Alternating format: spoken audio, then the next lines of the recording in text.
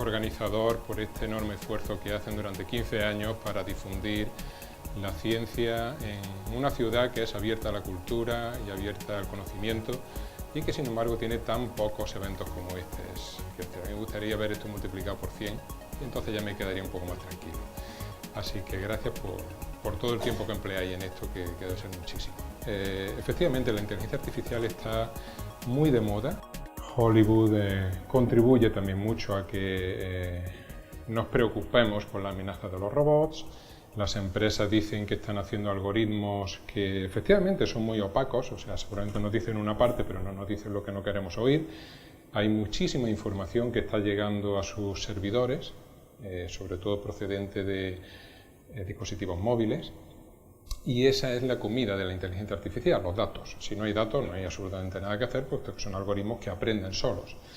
Entonces, es un tema candente, es un tema que nos preocupa seguramente a la mayoría de la gente, por dónde van los tiros, hacia dónde vamos, también en cuanto a la influencia que puede tener en el mercado laboral, pero ya veréis que esto no es nada nuevo. O sea, con lo que vamos a hablar hoy aquí debe quedar claro que esto es más de lo mismo y que lo único que tenemos que hacer es, evidentemente, prepararnos como tendríamos que estar preparándonos de hace 20 años, no ahora.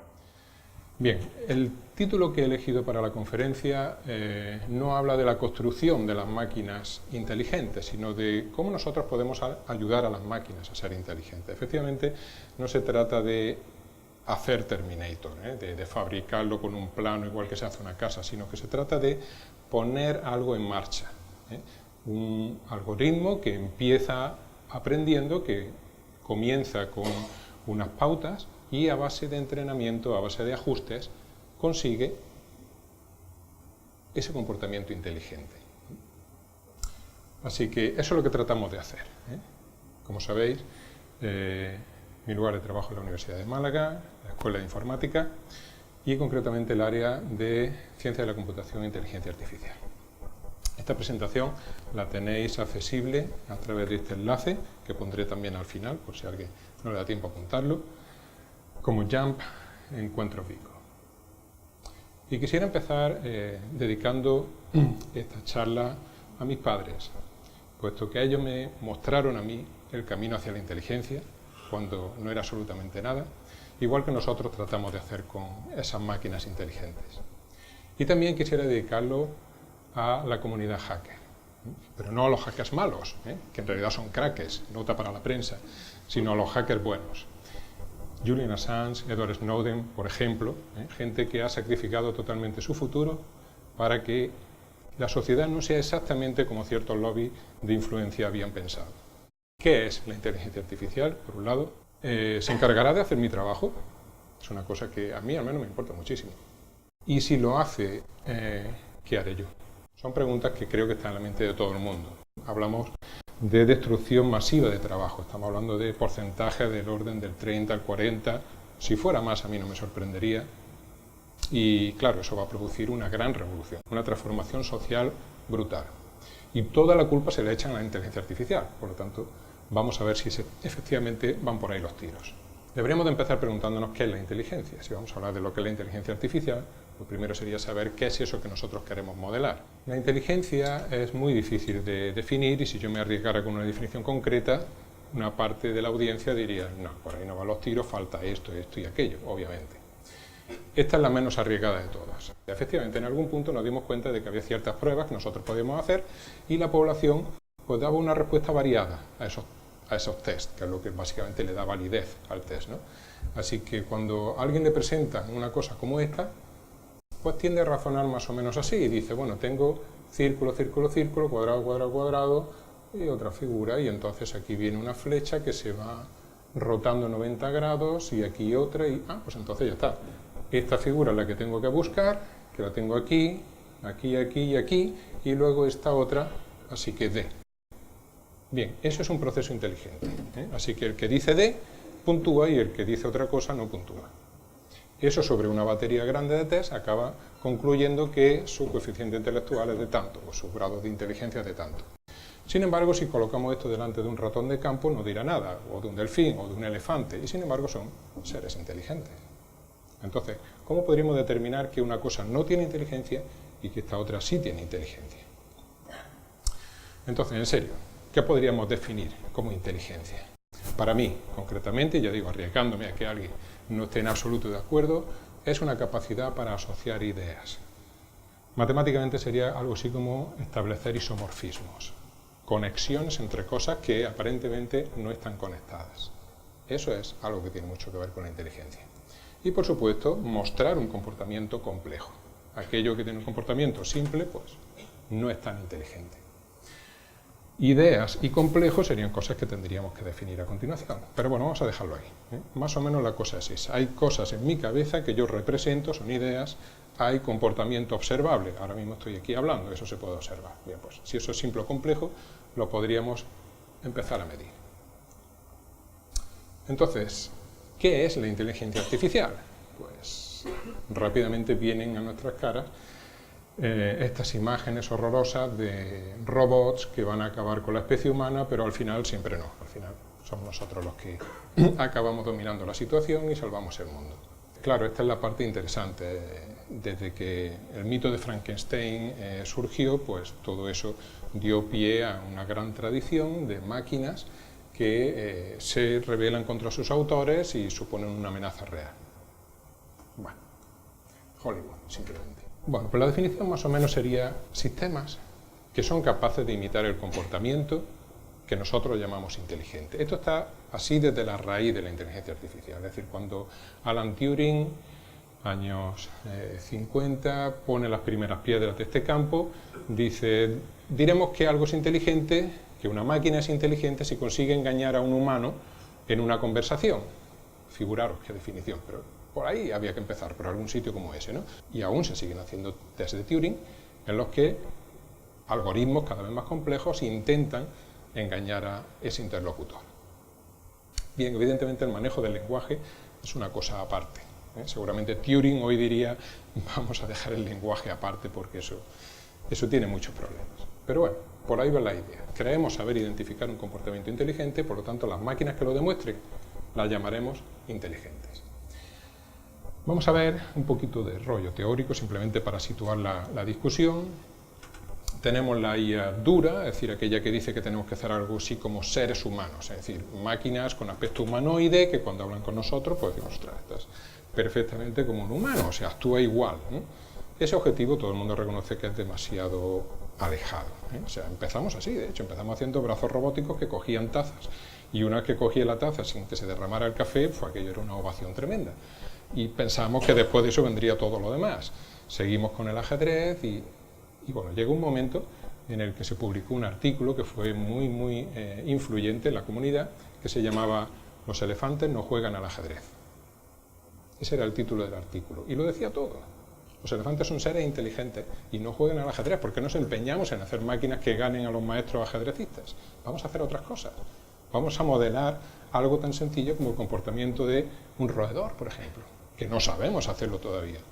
Y eso dio una vertiente totalmente nueva a la investigación en inteligencia artificial. De ahí surgió seguramente la inteligencia artificial blanda, es decir, aquella que dice, no me importa que no sepa hacer muchas cosas que se suponen inteligentes, pero que haga estas sí, estas en concreto. Hemos hablado hace un momento del ejemplo de componer música.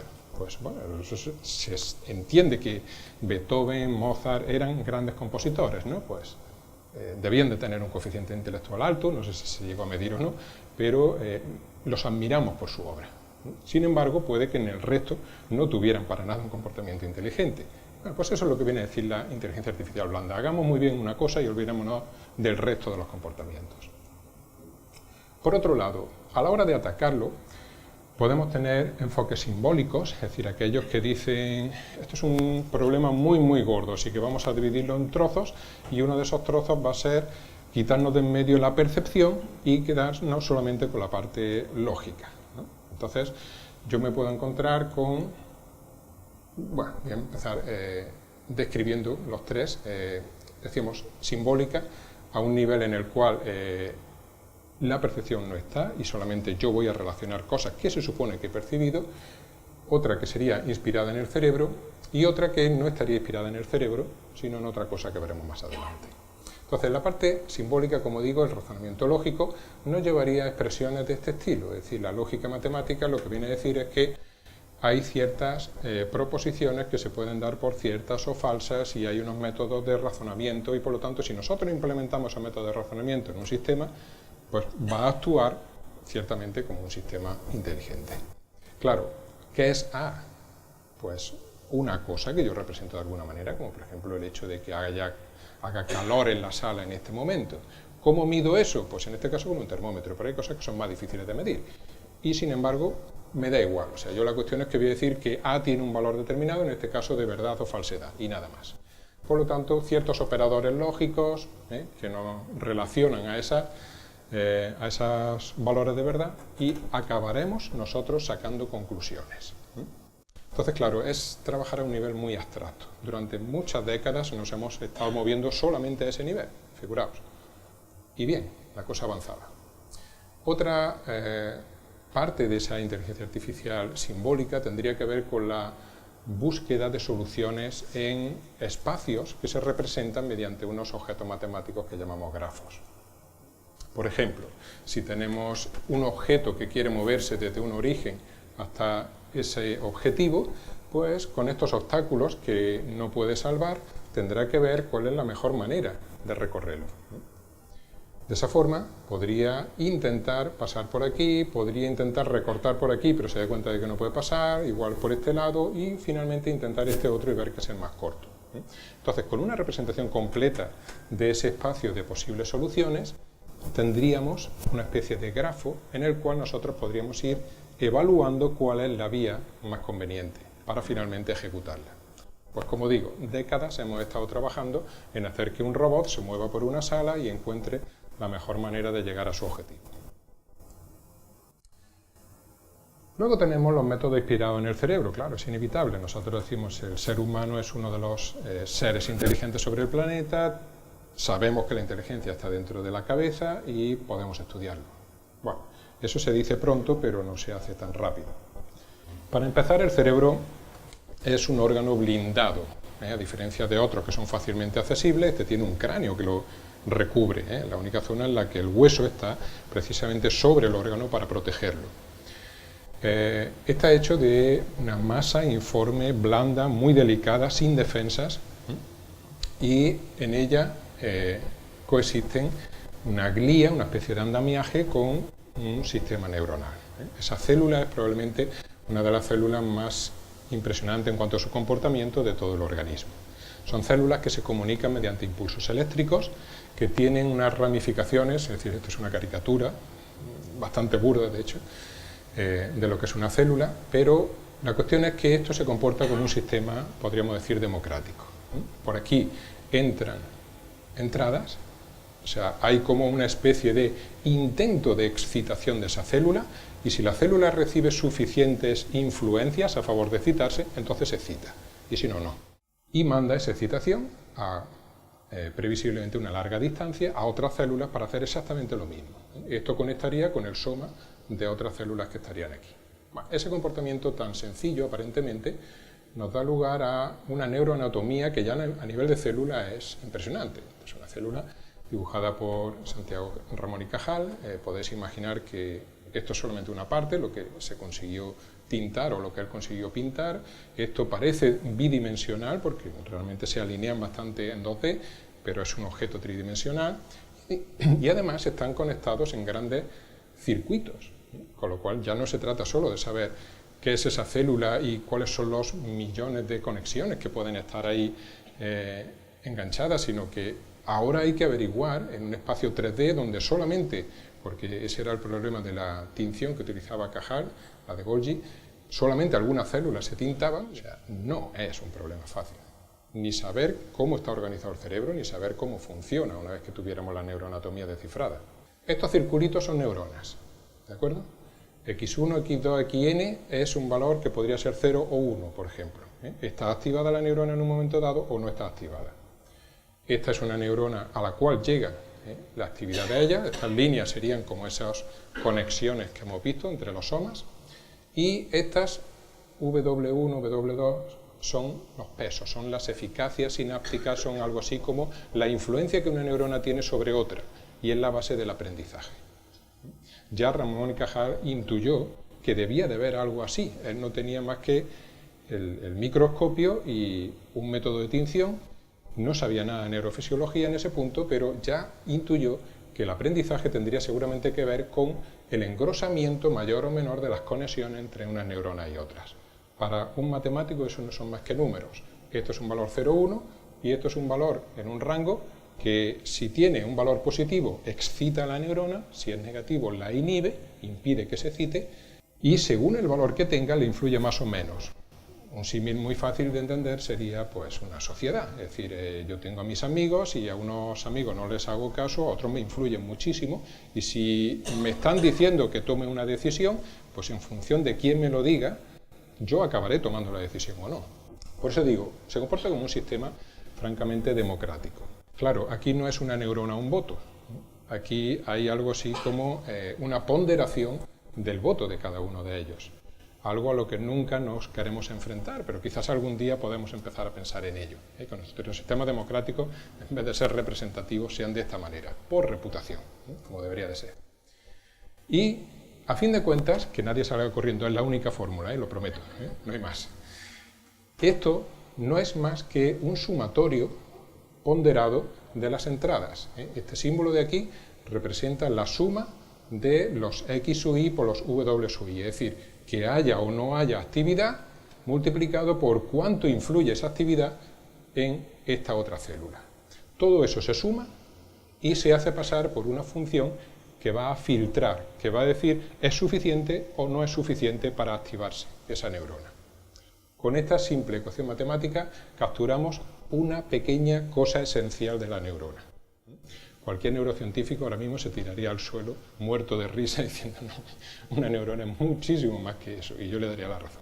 Pero como son métodos matemáticos, hay una carga computacional asociada a la complejidad de la ecuación y sobre todo al análisis. Si nosotros queremos sacar conclusiones sobre esas ecuaciones, cuanto más complejas, menos probable es que podamos analizarlas, pues nos quedamos simplemente con ese comportamiento, como digo, democrático de la neurona. Bueno, pues con eso, solo con eso, nosotros podemos montar redes neuronales capaces de hacer cosas increíbles. Deep Learning, ese concepto tan difundido últimamente por Google sobre todo. Sí, efectivamente, es capaz de reconocer un gatito. Y lo importante no es que reconoce vídeos de gatitos, lo importante es que lo hace sin que se le haya dicho que es un gatito. Esa es la gran novedad. El algoritmo por sí mismo empieza a escrutar la información contenida en los vídeos y a sacar aquellos rasgos que son definitorios de lo que es un vídeo de gatitos. Y acaba dándose cuenta de que es lo importante para identificarlo como vídeo de gatito. Esa es la única diferencia, pero es fundamental, porque a partir de eso podemos hacer muchas otras cosas sin tener que decirle cómo.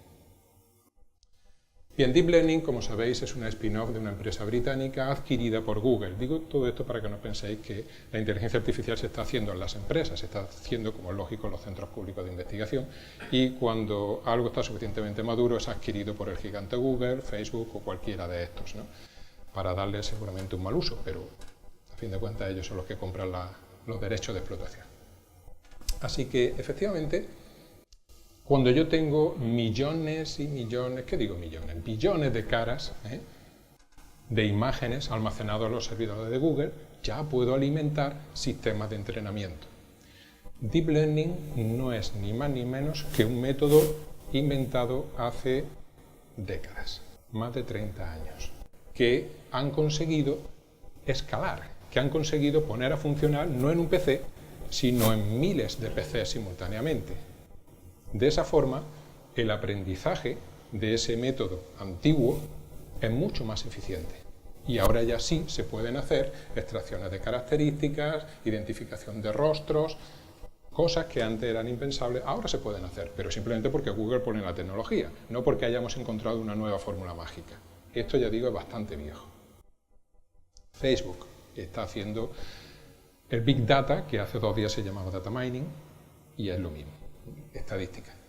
Pues olvidemos el cerebro. ¿Qué pasaría si intentáramos hacer comportamientos inteligentes sin mirar al cerebro humano? ¿Podríamos hacer algo así? Y sin mirar al cerebro de ningún otro organismo. No olvidéis del cerebro humano, olvidaros de las neuronas en general. No queremos saber nada de sistemas neurointeligentes. Uno de los principales motores de la creatividad es la naturaleza a través de la evolución darwiniana. Y se basa sobre todo en el hecho de que todos los organismos están de alguna manera hay que poner las comillas, codificados en el ADN. El ADN es como la biblioteca, casi como el plano del organismo, ¿eh? Hay muchas otras cosas importantes, o sea, podemos decir que el ADN del pollito efectivamente acaba dando el pollo, pero el huevo es necesario. Si no hay huevo, no hay pollo. Entonces, eso, a fin de cuentas, va a dar un animal, va a dar otro distinto. ¿Cómo sería si nosotros pudiéramos emular eso en objetos? Imaginaros que un coche tuviera un ADN, un objeto de la casa tuviera un ADN, un complejo comercial, un edificio tuviera un ADN. También podemos pensar en conceptos como la evolución de ese material genético. Una silla que evoluciona hacia unas sillas metálicas de distintas características que dan lugar hacia sillas de jardinería o bien sillas de oficina o bien otras sillas más cómodas que ya se convierten en sillones o este estilo más sofisticado. Imaginaros un árbol genealógico de objetos que debido a la evolución de su ADN pudieran dar lugar a este tipo de resultados finales. Estaría bien, estaría chulo. Pues bien, efectivamente nosotros podemos hacer evolución, y fijaros que pongo entre paréntesis simulada, porque claro, si hablo de evolución vosotros vais a pensar en la simulación, o sea, la evolución biológica, ¿eh? Pero no, es que lo que está pasando dentro del ordenador es un proceso evolutivo. Los físicos hablan de la evolución del universo, de la evolución incluso de las leyes físicas del universo. Claro, una cosa que va cambiando en el tiempo es un proceso evolutivo, ni más ni menos. Y lo que nosotros emulamos en el ordenador, en realidad se debe de llamar evolución, no evolución simulada. Pues bien, vamos a ver ejemplos de trabajos hechos en nuestro laboratorio. Como por ejemplo, ¿cómo podríamos hacer que un sistema aterrizara adecuadamente, con estilo? Es una frase de Toy Story, cuando le dijeron al otro que no volaba, que aquello era aterrizar con estilo. Pues bien, vamos a intentar hacer un sistema que no vuela, pero que aterriza como debe. Y luego vamos a ver otro ejemplo para un problema totalmente distinto, seguir caminos. ¿Cómo serían sistemas que son capaces de seguir un trazado arbitrario sin salirse de él? Son problemas aparentemente simples. Vamos entonces a diseñar inicialmente un aterrizador. Le vamos a poner solamente dos condiciones.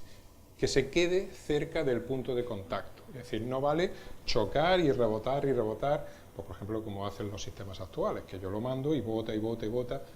Quizás nosotros querríamos quedarnos ahí justamente, no sé, que se salga del clúster y al final la hemos liado.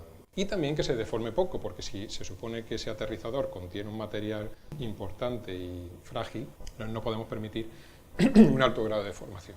Eso nosotros lo podemos medir computacionalmente. Así que imaginemos algo así como la superficie de un planeta donde nosotros vamos a hacer aterrizar nuestros ingenios, ¿no? Bueno, pues vamos a ver primero un vídeo en el que no tenemos información genética, simplemente le decimos a un algoritmo que pruebe a conectar unas varillas entre sí para dar lugar a una estructura y que la lance contra el suelo, y que aquello que cumpla mejor los requisitos de no alejarse mucho y no deformarse mucho, pues pasa a la siguiente generación. Y entonces se pone en marcha un proceso evolutivo, pero sin material genético. Bien, el resultado es bastante desalentador. Como veis, el sistema se despanzurra totalmente contra el suelo y bueno, además tiene muy mal aspecto. O sea, no creo que la NASA pudiera vender eso como un producto de miles de dólares. ¿Qué digo miles? Miles de millones de dólares. Bien, vamos a ver ahora otro ejemplo en el que sí hay codificación genética, un modelo bioinspirado, es decir, obviamente nunca estamos hablando de ADN, ni muchísimo menos, igual que con la neurona, aquí tenemos una complejidad tremenda, y lo único que aspiramos es a capturar algunas de las propiedades esenciales de esos sistemas de codificación genética. Bien, lo que estamos viendo inicialmente, voy a intentar... Bueno, lo voy a poner dos veces y así. Esto es un desarrollo genético, o sea, un desarrollo embrionario, lo que nosotros llamaríamos la emulación de un proceso de desarrollo, en el cual una célula se convierte en dos, ese en otro dos y tal, hasta que obtenemos un organismo que, bueno, está ahí como flotando en el aire, no pasa nada, esto es simplemente una simulación. y una vez que se ha completado el desarrollo, lo vamos a lanzar contra el suelo para ver qué bien hace su tarea. De manera que al completar lo lanzamos y bueno, este tiene la propiedad de rebotar sobre el vértice y mantenerse prácticamente en el sitio en el que se lanzó. Lo normal no es eso, o sea, nosotros veíamos que los sistemas se iban bien lejos y claro, a fuerza de mejorar, pues cada vez se quedaban más cerquita. Este concretamente tenía esa propiedad. Pero quiero que os fijáis en una cosa interesante. ¿Veis esta parte de aquí que es como un módulo que asciende hasta la cúspide? Se repite aquí y aquí y aquí. De alguna manera el sistema se ha hecho orgánico y no estaba implícito. El hecho de que haya una codificación genética no quiere decir que necesariamente tenga que dar eso para nada. Sin embargo, los que tuvieron éxito fueron los que consiguieron unos ciertos módulos que replicados daban esa funcionalidad. Curioso. Lo pongo muy rápidamente otra vez para que lo veamos. De manera que desarrollo, donde la estructura empieza a desplegarse.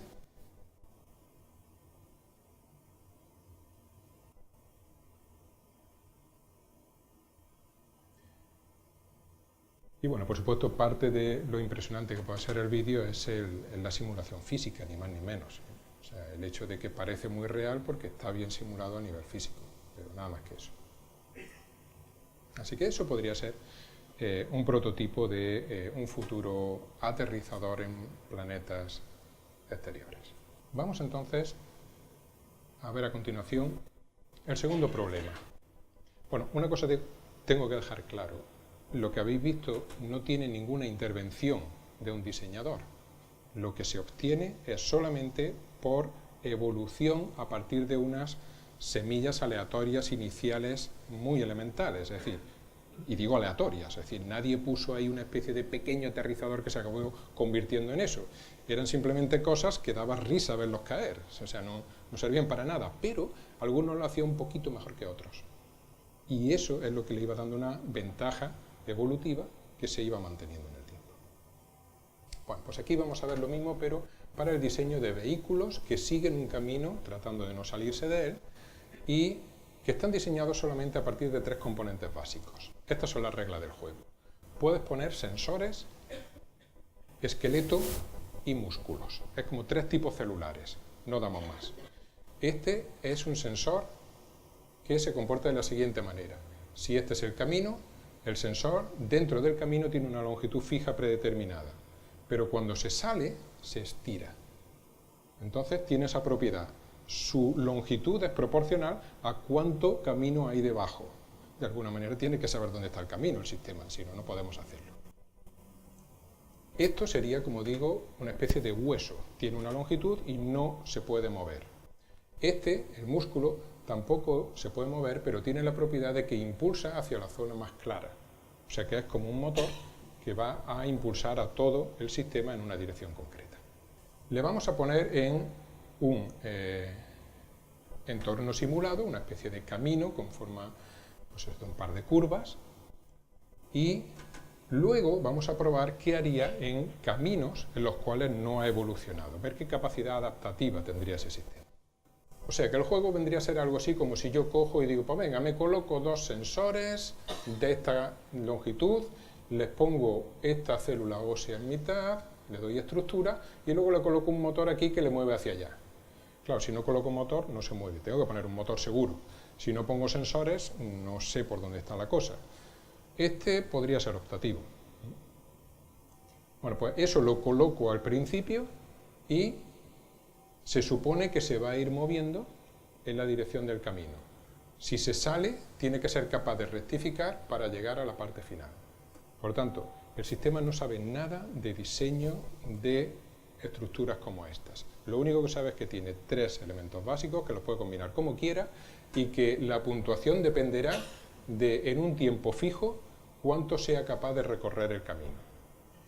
Tenemos una población grande de, como digo, estructuras iniciales muy graciosas, porque lo único que hacen son dar vueltas sobre sí mismas, salen disparadas en una dirección, cosas así. No sirven absolutamente para nada. Pero algunas de ellas consiguen meterse en la dirección buena. Y algunas de ellas, una vez que se salen, consiguen volver un poquito. Y aunque siguen teniendo una puntuación bajísima, pero son, como si dijéramos, la semilla de especies más prometedoras.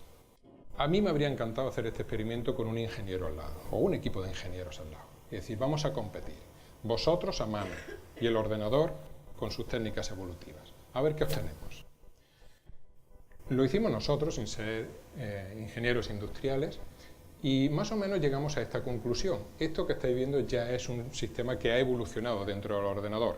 Como digo, no hay intervención por nuestra parte. Ese diseño es 100% copyright del algoritmo. Nosotros no lo hicimos.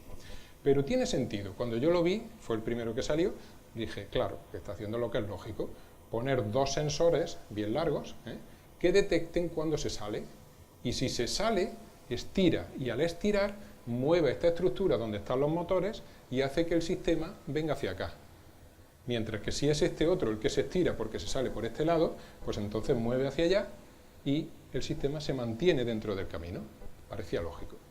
Así que, con independencia de que la parte motora le haya quedado un poco picasiana, pero bueno, la cuestión es que funciona. Vamos a ver. Ese es el camino, veis cómo se estira el sensor cuando sale, eso le da una información al organismo completo y le permite hacer esa curva tan maravillosa. Ajá. Igual por el otro lado. Y así llega al final. Entonces, este fue uno de los que puntuaron bien, así que es una de las especies ganadoras, y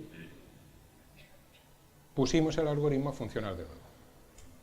Normalmente los algoritmos tienden, o sea, no pueden mantener una diversidad genética, sino que tienden a una solución, se quedan estancados y nosotros decimos reset y empieza otra vez. Aquí tenemos un segundo ejemplo que yo hubiera apostado todo mi dinero a que un ingeniero no lo habría encontrado, ni nada similar. Es un sistema que no tiene esqueleto, solamente tiene motores y sensores a los lados. Y no se mueve dentro del camino y cuando se sale vuelve, sino que va siguiendo el borde por la vereda. Se coge uno de los lados y lo sigue fielmente. Pero además lo hace de una manera muy curiosa. Lo hace rotando. Unos sensores, unos motores apuntan en una dirección, otro en dirección contraria, y eso le da un movimiento de rotación que le permite seguir el perfil del camino. De esa manera no se sale. Bueno, se sale, quiero decir, parte de él está fuera, pero el organismo consigue llegar al final. Así que ahí sí me dejó pillado. Ahí sí dije, qué curioso. Aquí tenemos otro diseño que yo tampoco habría encontrado, eso seguro.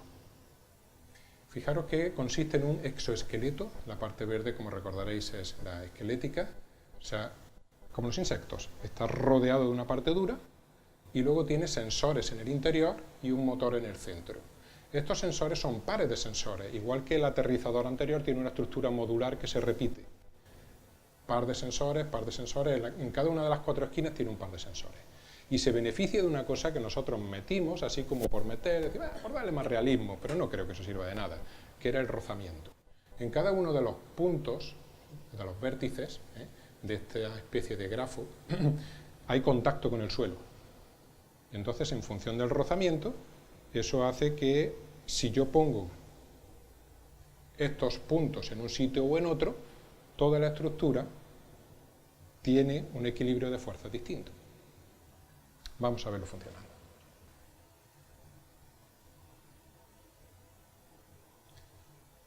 Es muy bonito, totalmente simétrico, y fijaros lo que ha hecho. Se ha salido y en el momento en que se sale, se estiran los sensores que están fuera. Eso mueve algunos de los centros que están en contacto con el suelo en la dirección contraria. Ahí lo podéis ver. Estos se han estirado porque están salidos. Entonces, estos puntos ya no están aquí, sino que se han ido hacia allá, y eso hace que, bueno, como un método de compensación, como cuando en el barco, en el velero, la tripulación se va a un lado para compensar del otro, ¿no? Y de esa forma, fijaros, va siguiendo el perfil y no se sale, llega hasta el final perfectamente. Bien, pues como digo, una especie totalmente diferente que yo seguramente no habría dado con ella. Y aquí tenéis la estrella. Esto es una estructura que tiene un sensor aquí, esqueleto por aquí, y luego 4 motores aquí y 2 motores aquí. Curiosamente apuntan en dirección contraria. Al hacer eso, en el momento en que termina el desarrollo embrionario, que no estoy simulando aquí, en el momento en que empieza el funcionamiento, los motores tiran y lo convierten en una flecha, una especie de flecha, pero con una propiedad muy interesante. Fijaros lo que ocurre cuando el vehículo se sale. Se alarga el sensor y hace un movimiento que le gira aproximadamente unos 60 grados para volver al camino.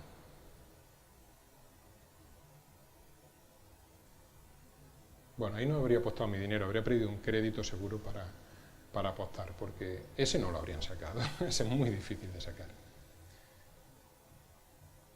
Entonces, no es derrapar, o sea, movimientos como más o menos nosotros esperaríamos. Es decir, uy, me he salido, vuelvo, giro y corrijo. Parece inteligente.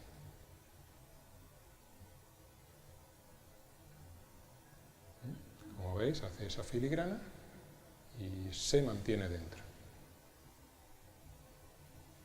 Bueno.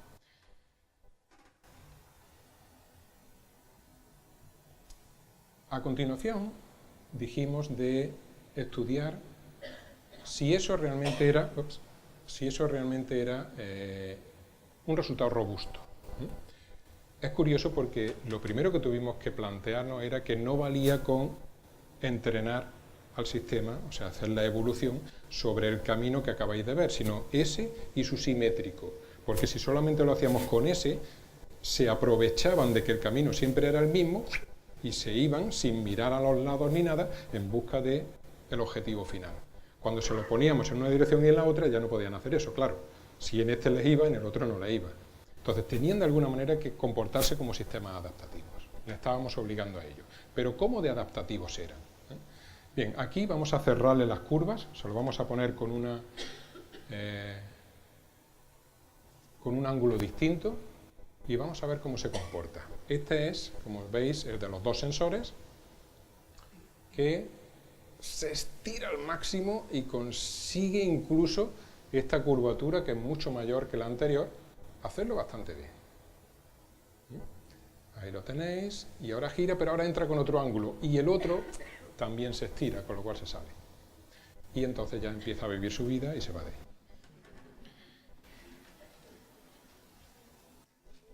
Veamos el segundo. A este le llamamos el borracho, porque conducía un poco como dando pingos, ¿no? Fijaros, empieza por la parte interior.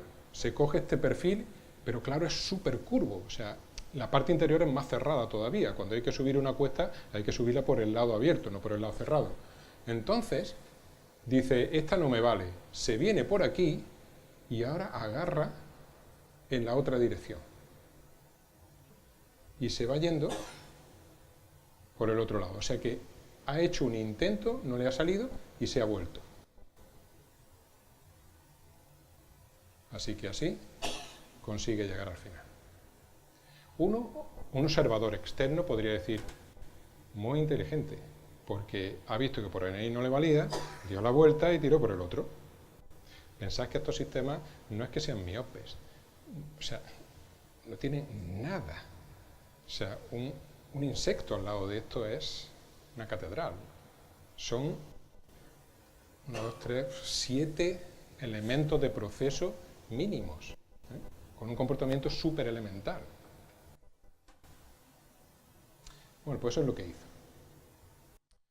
Veamos al del exoesqueleto. Ahora se va a encontrar con que tiene que tirar mucho más hacia allá y no lo consigue. Así que fuera, eliminado.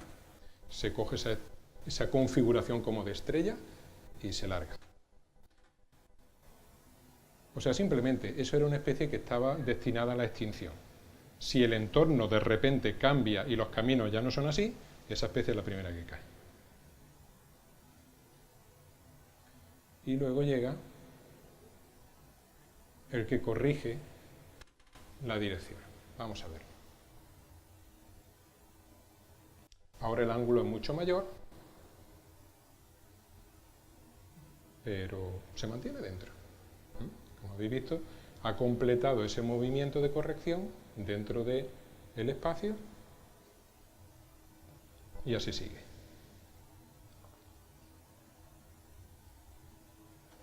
Bueno.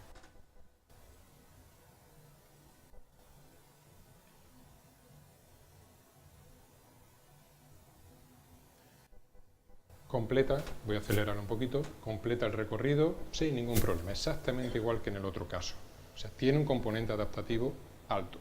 El hecho de salir, darme cuenta, volver, corregir y seguir, parece una estrategia más inteligente que las anteriores. A continuación dijimos, vamos a ponérselo realmente difícil. Ahora el camino va a ser la mitad de ancho. Los diseños, claro, estaban hechos para ese camino original que era bastante ancho. ¿Qué pasaría si ahora ya no es ancho? Ahora es muy, muy estrecho el camino. Todas las otras especies extinguidas automáticamente. Ninguna de ellas podía. Pero vamos a ver qué ocurre con este señor. Como veis, ahora esta distancia es mucho menor que antes. Intenta hacer su maniobra y lo consigue. Ahora entra con un ángulo mucho más abierto, hace su maniobra, pero ahora este se ve afectado por la proximidad del otro borde, lo cual le mete en un proceso oscilatorio que le hace andar atrás. Entonces, fijaros que los 4 motores están aquí arriba, ¿de acuerdo? Y aquí hay 2 motores, los que compensan. Llega hasta el origen y se sale. Pero no se sale como los otros. Este es terco. Y vuelve. Lo intenta de nuevo. Y eso está en su ADN de alguna forma. Este consiguió llegar hasta ahí porque cuando se salía conseguía volver y lo intentaba de nuevo y de eso le daba puntos. Hace un segundo intento, pero no consigue engancharlo.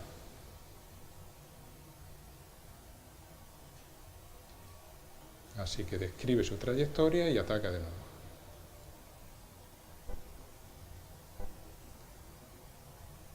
Ahora entra, pero fijaros, se ha dado la vuelta.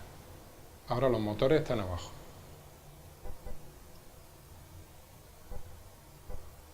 Y lo que está haciendo es tirar hacia atrás.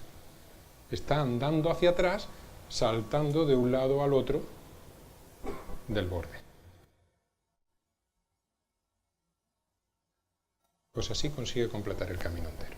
Entonces, de alguna manera, la evolución de esta estrategia de movimiento fue más compleja en determinados puntos del proceso, le llevó a un comportamiento más elaborado y, de la misma manera, con mayor capacidad de adaptación. Entonces, eso evidentemente es una miniatura, es una caricatura de lo que nosotros observamos en la evolución biológica.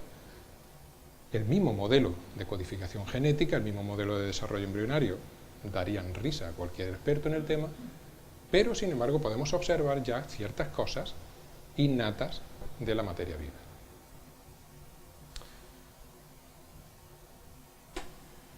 Es frustrante verlo, pero lo hace.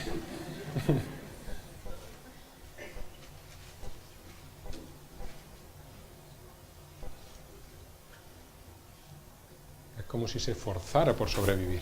Como diciendo, me lo han puesto más difícil, pero yo tengo que conseguir llegar hasta allí. Muy bien, pues esto efectivamente a nosotros nos da muchas lecciones en nuestro grupo para aprender sobre los comportamientos complejos. Pero ¿qué pasaría si esos mismos organismos los colocamos dentro de ese objeto, una especie de platillo volante, que tiene un tripulante al cual no vemos? Vamos a suponer que conectamos el sistema de navegación a lo que esos organismos van a hacer, pero además entre todos. O sea, no solamente uno de ellos, sino vamos a darle entrada a uno y después a otro, como si el comportamiento complejo pudiera venir como integración de comportamientos simples. Aquí veis al que derrapaba en las esquinas, ¿verdad? Recuerda un poco a él. Este es el que tira hacia atrás. Está como una especie de entorno con poca visibilidad, hay niebla, y cuando encuentra un obstáculo, retrocede. En realidad no está viendo el obstáculo, lo que ocurre es que hay un camino debajo que está siguiendo y que nosotros no pintamos. Ahí está el borracho, efectivamente. Y finalmente arranca con la última. Yo no sé vosotros, pero si a mí esto me lo pone Pixar en un cine, yo diría, pues sí, efectivamente, ahí hay... No solo que entretiene, sino que yo pensaría que dentro hay alguien que está haciendo un comportamiento, pues no sé, adecuado para la situación en la que estamos. Y como digo, todos los vehículos, todas las estrategias de navegación surgieron totalmente por su cuenta. Nosotros nunca dijimos así es como hay que navegar, para nada. Bueno, pues eso son formas no neuronales de implementar inteligencia. Así que ya llegamos, fuera ya de los laboratorios, a preguntas como ¿quién hace la inteligencia artificial y qué hace la inteligencia artificial? Estamos viendo esto continuamente en televisión, en los vehículos autónomos, que ya son autónomos, lo único que falta evidentemente es legislación. Ese coche no puede ir solo por la carretera porque si atropella a alguien, ¿a quién le echamos la culpa? Hay que preparar una legislación en torno a eso, pero ya son mucho más fiables que los conductores humanos, que digo muchísimo más fiables, realmente es así. O sea, la tasa de incidencia, claro, cuando un coche autónomo se da contra una bicicleta, pues entonces sale en toda la prensa mundial, pero eso es una vez. Eso está ocurriendo continuamente en todas las ciudades. Así que coches autónomos, Siri diciendo respuestas curiosas, eso es lo que nosotros tenemos como inteligencia artificial hoy en día, ¿no? Eso no es nada nuevo, eso se ha venido haciendo durante muchísimo tiempo en laboratorios, juguetes de ese estilo. Lo que ocurre es que ahora sale, se le pone el nombre de inteligencia artificial y entonces todo es mucho más vendible. Entonces no se crean, por favor, cuando Google diga que en esas puestas de largo que la inteligencia artificial es lo que les está moviendo y tal. Google es una empresa de publicidad. 90 y tantos % de sus ingresos vienen por los anuncios, punto. No hay más que decir. Sin embargo, sus inversores quieren ver la empresa como una empresa de alta tecnología. Y eso es importante. Entonces, como las cosas pintan por ahí, pues todos van hacia ahí. Pero esta carrera está ganada claramente por las compañías automovilísticas. Google seguirá, pero no va a ser quien cambie el modelo de negocio. Cosas como esto, lo mismo, son un argumento de venta, un magnífico argumento de venta. Mi móvil habla, el tuyo es tonto. Evidentemente eso cuenta. Entonces, os voy a enseñar muy rápidamente el que se viene llamando como el ordenador compositor de la Universidad de Málaga, IAMUS, produjo el primer CD compuesto íntegramente por un ordenador en su propio estilo. Esa frase final era la diferencia. Los ordenadores componen música desde los orígenes de los ordenadores y siempre lo han hecho de la misma manera. O yo te pongo el algoritmo de composición o te alimento con cientos o miles de obras de otros compositores para que las copies. Le sacas la estadística y lo haces igual. O sea, otro Mozart, otro Bach, pero sin Mozart y Bach no podría el ordenador hacer nada. En este caso, el ordenador nunca había escuchado la obra de ningún compositor, solamente conocía las reglas de la composición y tenía, como en los casos anteriores, un motor generador de creatividad muy potente. Pues todas las obras contenidas aquí, interpretadas por intérpretes de primera fila, eran en realidad obras prácticamente indistinguibles de obras reales y además no eran de un solo autor. Todas ellas parecían hechas por un autor totalmente diferente, a pesar de que ese ordenador nunca había visto obras de otros compositores. Muy rápidamente, algunos ejemplos. Esta es la London Symphony, grabando una obra de orquesta completa.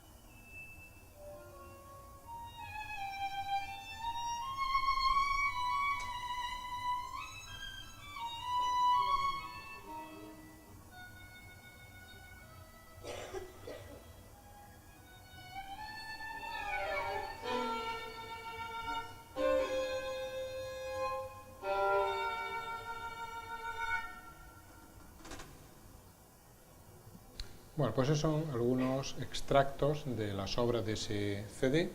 Música popular era mucho más restrictiva que la contemporánea, donde todo vale.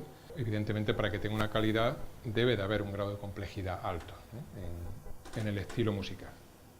Lo que veis aquí es una obra que me pidieron para un evento que hubo en Corea, el Seoul Digital Forum, donde me dijeron, pero por favor que no sea contemporánea, queremos que a la gente le guste además, ¿no? O sea, que a pesar de que sea por el ordenador, la gente no salga corriendo.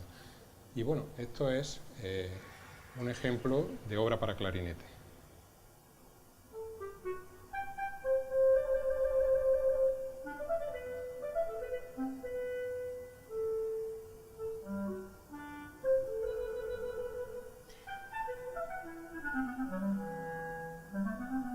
Sin embargo, no voy a caer en el error de siempre, que es decir, a que parece bonita, que es tal, porque claro, al final siempre alguien me diría, claro, pero la obra es el mérito del intérprete, o sea, lo que dijo el ordenador es solamente una estructura y el intérprete puso el alma que le hacía falta porque el alma no la tenía el ordenador.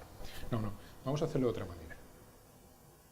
Esta es la obra, quiero que veáis la partitura y vamos a poner una síntesis hecha por el ordenador, con lo cual no hay intérprete, no hay compositor, no hay intérprete.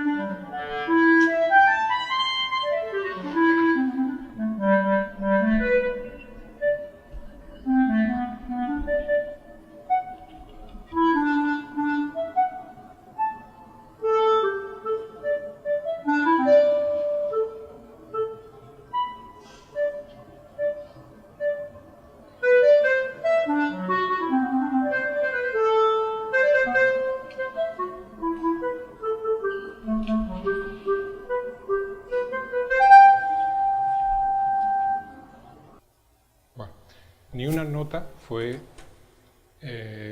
tocada por ser humano, es decir, todo eso, desde la primera hasta la última nota, todos los efectos, todas las florituras están hechas por el ordenador, la síntesis también. Francamente, si a mí me hubieran dado esa obra, sin decirme que es de un ordenador, pues habría pensado que el compositor se inspiró seguramente en un pajarito que canta y que vuela rápidamente de un arbusto a otro, cosas por el estilo. Sería fácil que uno cayera en esa trampa. La BBC también lo dijo, es decir, en el momento que vinieron a entrevistarnos me dijeron, vale, todo eso está muy bien, pero no nos lo creemos. Y dijimos, bueno, pues vamos a comprobarlo científicamente, vamos a hacer una prueba, vamos a darle a alguien que sepa del tema, un crítico musical o musicólogo, una obra sin decirle quién es el autor, a ver qué dice. Esta fue su respuesta, que me he molestado en traducirla para poder leerla aquí tranquilamente. Lo tenéis todo, como digo, accesible a través del enlace. Al contrario de lo que suelo comentar cuando mis oídos son asaltados por el serialismo dodecafónico, al escuchar esta encantadora pieza de cámara no pude decir aquello de que se disfruta más leyendo la partitura que escuchándola. De hecho, tras varias escuchas llegó a gustarme. No he reconocido ni la obra ni el autor, pero apostaría que fue escrita a principios del siglo XX, años 20 o 30. Había algo francés en ella, aunque descartando a Alexis, incluso Eric Satie. Podría ser de Charles Koechlin. La verdad es que me encantaría saber el nombre del compositor. También me recordó a las maravillosas piezas para cuerdas de Alban Berg, más que a la música de Webern. Podría ser un discípulo de Berg, porque tiene un comienzo muy a lo Berg, lentamente, para hacerse más intensa y agitada después. También me encantó el final bergiano, con la música apagándose entre pizzicatos. El estilo seriado está utilizado de manera experta y también observo un gran esfuerzo artístico para crear una amplia variación de rango y ritmo dinámico que alejan el tedio, etc. Bueno, Esto fue la respuesta inmediata, la BBC ya pasó a la publicación, evidentemente después de aquello, y quisiera haber visto su cara cuando se lo dijeron. Inmediatamente nos escribió diciendo, ¿cómo habéis hecho una cosa así? Quería saberlo, ¿no? Porque decía, o sea, es que realmente me engañó. O sea, yo vi que, no vio, o sea, simplemente escuchó un audio, es todo lo que le dieron, un MP3, nada más que eso. Y él escribió todo esto después de escucharla varias veces. Entonces, sí, evidentemente, se pueden hacer cosas que están al nivel de creatividad del ser humano. Otra cosa es el sesgo del ordenador. Eso lo hemos visto montones de veces, muy curioso. A una misma persona se le da la obra diciéndole que es de un ordenador y no diciéndoselo, y el comportamiento es totalmente distinto. Era muy divertido ver los comentarios de la gente en YouTube, en blogs, diciendo, sí, vale, de acuerdo, esto es como una obra humana, pero yo he tenido que dejar de escucharlo porque estaba sintiendo algo rarísimo dentro. Claro, y es así, esto no es un lenguaje de comunicación de los sentimientos. ¿Qué rayos de sentimientos me está comunicando un ordenador? No tiene. Entonces, ¿por qué yo estoy sintiendo cosas? O sea, ese tipo de conflictos. Yo creo que una de las partes más bonitas de este proyecto fue la cantidad de preguntas que dejó en el camino. Claro, porque damos cosas por sentadas, esto tiene que ser así, y ahora nos encontramos que no es así. Entonces, solamente llegado a este punto podemos planteárnoslo. Mientras tanto, seguiríamos diciendo lo mismo, que esto es el alma, que nosotros estamos comunicando cosas, y para eso al menos sirvió este proyecto. La pregunta fundamental, la que está en todos los medios de comunicación es, ¿hará mi trabajo? Podríamos decir, aquello que se basa en el lenguaje, ¿daría yo mi caso a un ordenador en vez de un abogado? Bueno, si tenemos en cuenta que la mayoría de los casos se resuelven por acuerdos económicos, sí, claro que sí, que haga un buen análisis de datos y me proponga la mejor de las opciones. Si es algo más complicado, bueno, pensemos que esos mismos abogados están haciendo Big Data, están mirando jurisprudencia en montones de documentos de forma automática para hacer su defensa, sus estrategias de defensa. Por lo tanto, no estamos tan alejados, ¿no? Entonces, no, simplemente hay que admitirlo, es decir, es así. Mi propia labor de investigador, se está haciendo investigación automática. Ahí están los datos, intenta sacar relaciones, solo que no cobra, no descansa, está haciéndolo las 24 horas y cuando llega algo significativo lo pone en forma de ecuación o de sistema de ecuaciones, me lo da, quizás yo pueda ahora hacer algo con eso, pero eso ya se está haciendo. La misma enseñanza